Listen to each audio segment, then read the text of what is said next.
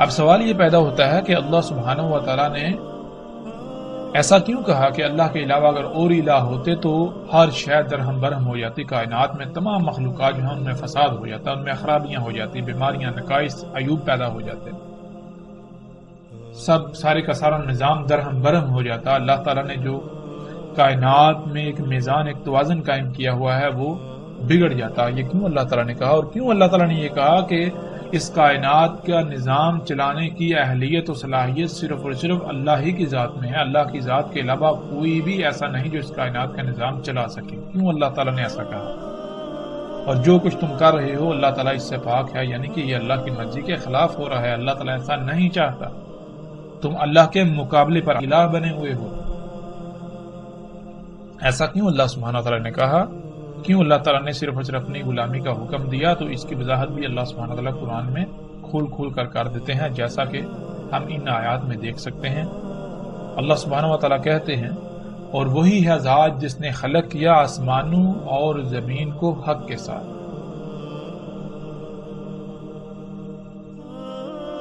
کیا نہیں دیکھا کہ اللہ نے خلق کیا آسمانوں اور زمین کو حق کے ساتھ؟ اور نہیں خلق کیا ہم نے آسمانوں اور زمین کو اور جو کچھ بھی ان کے درمیان ہے مگر حق کے ساتھ۔ خلق کیا اللہ نے آسمانوں اور زمین کو حق کے ساتھ، نہیں خلق کیا اللہ نے آسمانوں اور زمینوں کو اور جو کچھ بھی ان کے درمیان ہے مگر حق کے ساتھ۔ نہیں خلق کیا ہم نے آسمانوں اور زمین کو اور جو کچھ بھی ان کے درمیان ہے مگر حق کے ساتھ۔ اب یہاں یہ سوال پیدا ہوتا ہے کہ یہ حق کے ساتھ خلق کرنا کیا ہے؟ جیسا کہ ہم نے پیچھے بھی بیان کیا تھا، پیچھے آیت میں لفظ حق کا ذکر آیا تھا۔ اللہ سبحانہ تعالیٰ کہتے ہیں ہم نے بھیجا ہے تمہیں حق کے ساتھ۔ تو حق کے معنی کیا ہے، حق کسے کہتے ہیں، اس کی بھی وضاحت ہو جائے گی اس وقت جب ہم یہ جانیں گے کہ اللہ سبحانہ و تعالیٰ جو کہہ رہے ہیں، اللہ سبحانہ و تعالیٰ نے آسمانوں اور زمینوں کو جو کچھ ان کے درمیان ہے حق کے ساتھ خلق کیا، تو یہ حق کے ساتھ خلق کرنا کیا ہے؟ ہمیں اب اس سوال کا جواب قرآن سے حاصل کرنا ہے۔ قرآن اللہ کا کلام ہے، ایسا ہرگز نہیں ہے کہ ہم اللہ سبحانہ و تعالیٰ سے یہ سوال کریں اور اللہ سبحانہ و تعالیٰ اپنے اس کلام کے ذریعے ہمارے اس سوال کا جواب نہ دیں، ایسا ممکن نہیں ہے۔ قرآن اگر اللہ کا کلام ہے، اگر ہمارا اس پر ایمان ہے، تو ہم جو بھی سوال کریں اللہ سبحانہ و تعالی اپنے اس کلام کے ذریعے ضرور جواب دیتے ہیں۔ تو اب ہم قرآن سے، اللہ کے کلام سے یہ سوال کرتے ہیں، اللہ سبحانہ و تعالی سے یہ سوال کرتے ہیں کہ اے اللہ، یہ حق کے ساتھ خلق کرنا کیا ہے؟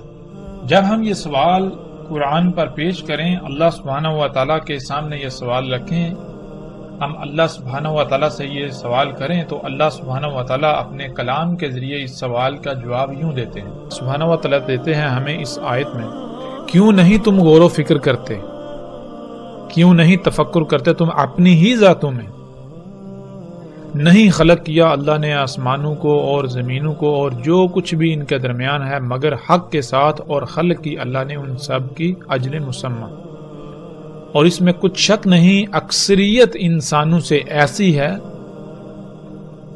جو اپنے رب کے سامنے کھڑے ہو کر حساب کتاب دینے کا کفر کرتی ہے۔ یعنی اللہ سبحانہ و تعالیٰ نے اس آیت میں بالکل واضح کر دیا، اللہ سبحانہ و تعالیٰ نے اس آیت میں ہمیں کھول کر جواب دے دیا کہ آسمانوں اور زمینوں اور جو کچھ ان کے درمیان ہے سب کا حق کے ساتھ خلق کرنا کیا ہے۔ اس کا جواب اللہ سبحانہ و تعالیٰ نے اس آیت کے پہلے حصے میں دے دیا۔ اللہ سبحانہ و تعالیٰ کہتے ہیں کہ کیوں نہیں تم غور و فکر کرتے، کیوں نہیں تم تفکر کرتے اپنی ہی ذاتوں میں؟ یعنی کہ جب ہم اپنی ہی ذاتوں میں غور و فکر کریں گے تو ہم پر یہ بات بالکل کھل کر واضح ہو جائے گی کہ آسمانوں اور زمینوں کا اور جو کچھ ان کے درمیان ہے سب کا حق کے ساتھ خلق کرنا کیا ہے۔ اور جو اللہ سبحانہ و تعالیٰ نے ان کی اجل مسمى خلق کی، وہ اجل مسمى کیا ہے؟ اور پھر ہمارے اوپر یہ بات بھی واضح ہو جائے گی کہ اللہ سبحانہ و تعالیٰ نے کیوں صرف اور صرف اپنی ہی غلامی کا حکم دیا، اور کیوں اللہ سبحانہ و تعالیٰ نے کہا کہ اللہ کے علاوہ اگر کسی کی غلامی کی جائے گی تو کائنات میں فسادت، ہر طرف فساد ہو جائے گا، درہم برہم تمام مخلوقات میں خرابیاں ہو جائیں گی۔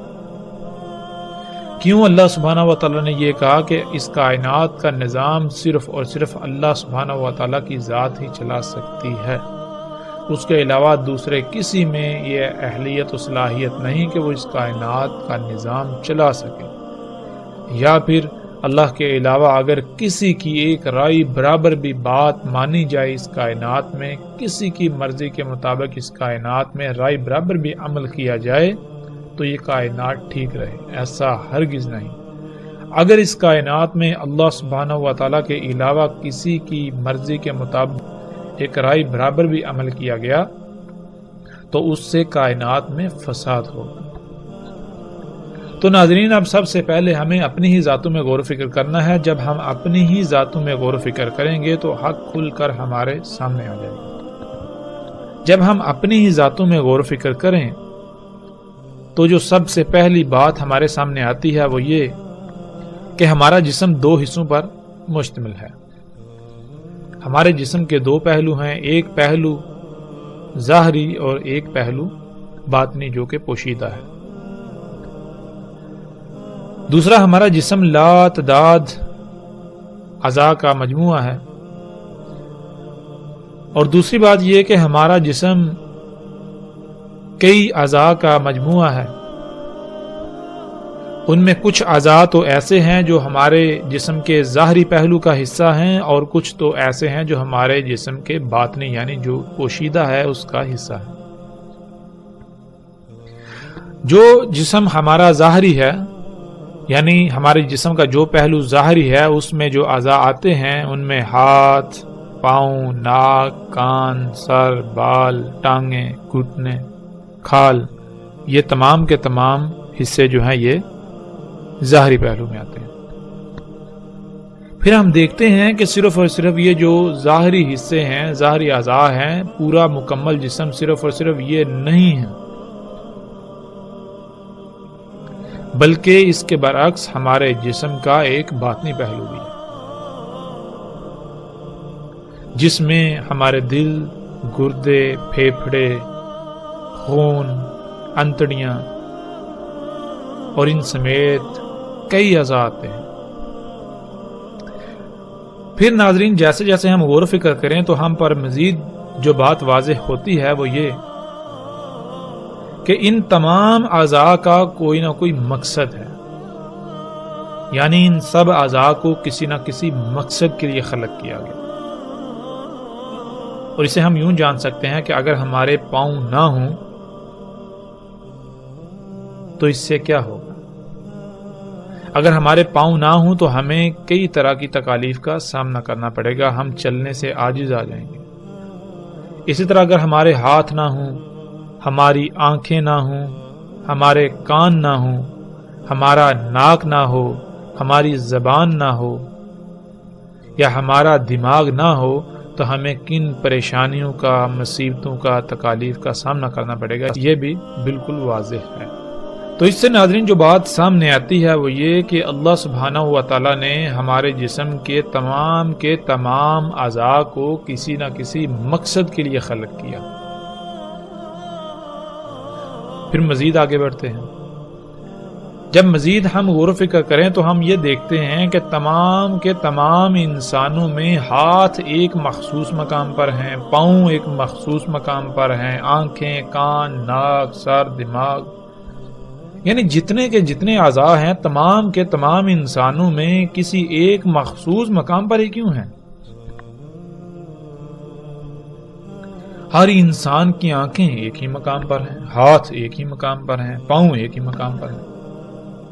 ایسا کیوں نہیں کہ پاؤں کی جگہ ہاتھ ہوں، ہاتھوں کی جگہ پر ناک ہو، ناک کی جگہ پر کان ہوں؟ ایسا کیوں نہیں؟ جب ہم غور و فکر کریں تو ہم پر یہ بات کھل کر واضح ہو جاتی ہے کہ اگر پاؤں کی جگہ پر سر ہو تو پھر ہم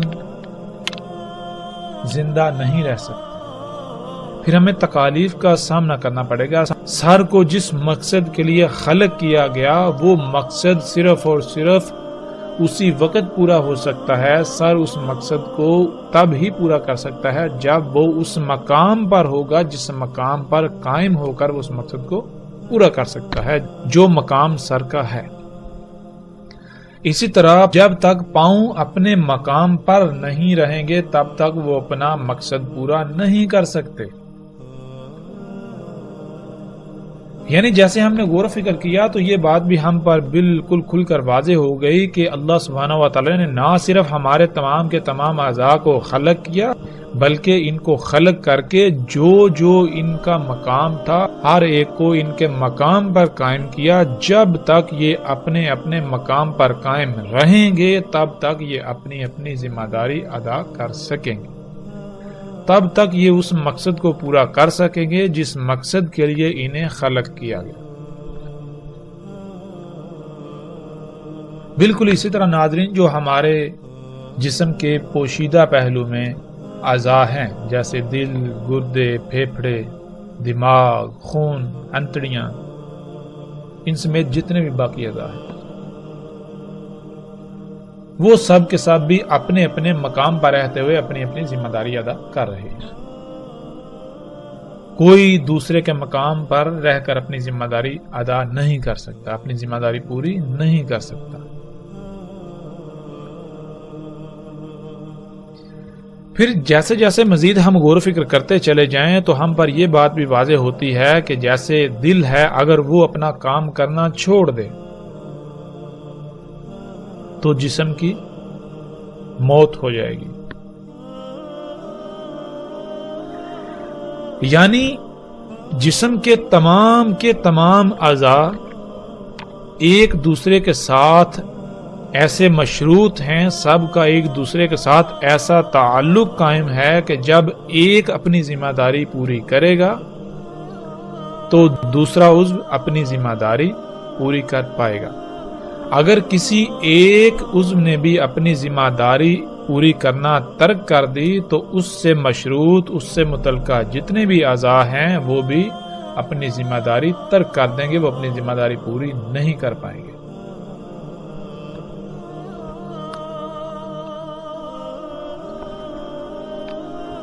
تو اس سے جو بات سامنے آئی وہ بات یہ سامنے آئی کہ اللہ سبحانہ و تعالی نے ہمارے جسم کو ایک مشین کی مانند خلق کیا۔ ہمارا جسم کئی اعضاء کا مجموعہ ہے، ہر عضو ایک پرزے کی مانند ہے، اور یہ تمام اعضاء ایک مشین کے پرزوں کی مانند اپنے اپنے مقام پر فٹ کر دیے گئے۔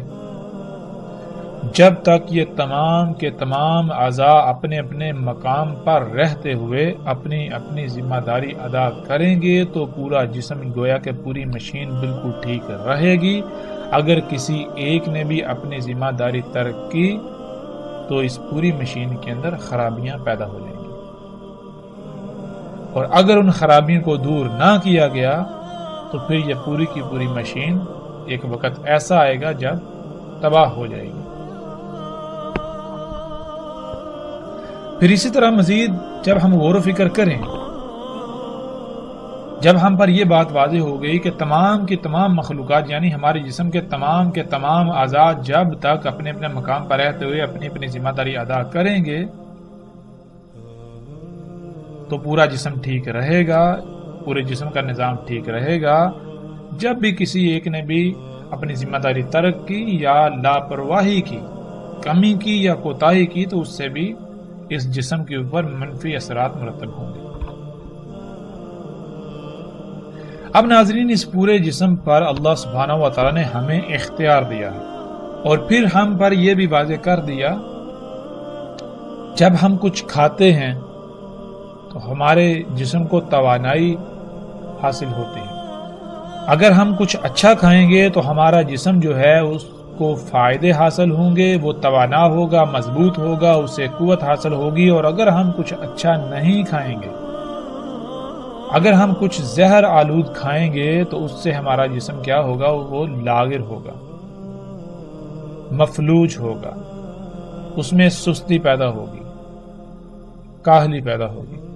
ہم جو کچھ بھی کھاتے ہیں، خواہ اس کی مقدار کم ہو یا زیادہ ہو، اس کا رد عمل ضرور مرتب ہوتا ہے۔